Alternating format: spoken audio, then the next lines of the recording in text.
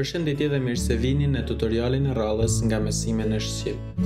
Sot do të shikojmë se çfarë është left outer join ose për shkurt left join. Left join përdoret për të bashkuar dy tabela nga ana e majtë. Në slajdin në ekran kam vizatuar se si bëhet bashkimi i dy bashkësive duke përdorur left join.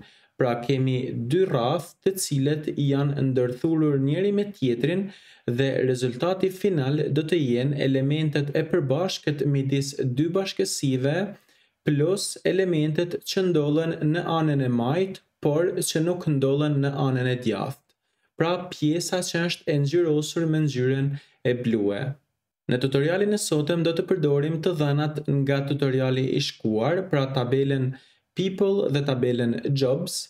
Kemi parë që një element në tabelën people, konkretisht emri Besiana, nuk ka asnjë profesion, sepse siç mund ta shikoni dhe në slide, në kahun e djathtë tek tabela jobs nuk ndodhet asnjë person ID me vlerën 8. Pra Besiana s'ka profesion.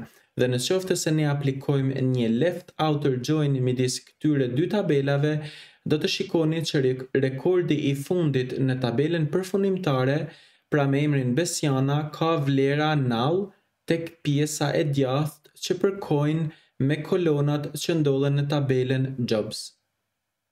Pra ndryshe nga inner join që e përjashton këtë komplet nga rezultati final, left join e përfshin emrin Besiana, por pjesa e kolonave djathtas kanë vlera null. Le ta shikojmë konkretisht në sql. Në qoftë se bëjmë një select mbi dy tabelat, do shikoni që kemi pra emrin Besiana me ID 8, ndërsa tek tabela e dytë jobs, kjo ID nuk ndodhet tek kolona ID. Në qoftë se bëjmë një inner join midis këtyre dy tabelave, do shikoni që emri Besiana nuk del në tabel. Për të ndërtuar një left join, mjafton të zëvendësojmë fjalen inner me left, dhe në qoftë se ekzekutoni skriptin, do shikoni që shtohet një element, pra që ndodhet në anën e majtë ose në tabelën people, me emrin Besiana, dhe në anën e djathtë të gjitha vlerat do të marrin vlerën null. Left join ndryshe mund të shkruhet dhe si left outer join, pra është e njëjta gjë, do të kemi të njëjtin rezultat në të dyja rastet.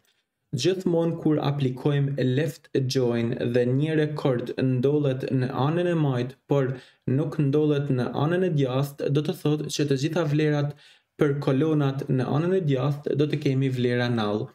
Mirë po, këtë fakt ne mund ta përdorim për filtra të ndryshëm. Për shembull, lind pyetja gjej të gjithë personat të cilët nuk kanë një profesion.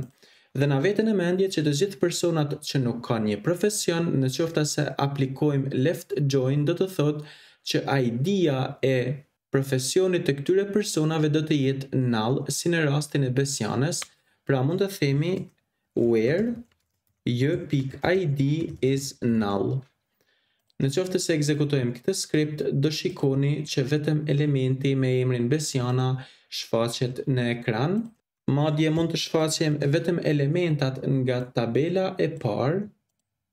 Pra ky është një rezultat që shfaq të gjithë personat të cilët nuk kanë një profesion.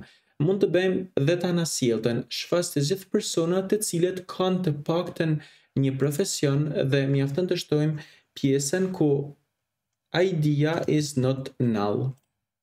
Në qoftë se ekzekutojmë këtë skript, do shikoni që do të dalë pjesa tjetër e tabelës. Ky është një përdorim i shkurtër i left outer join, por ka dhe aplikimet e tjera. Kaq kemi përgatitur për këtë tutorial, bashkë mirupafshim në tutorialin e radhës.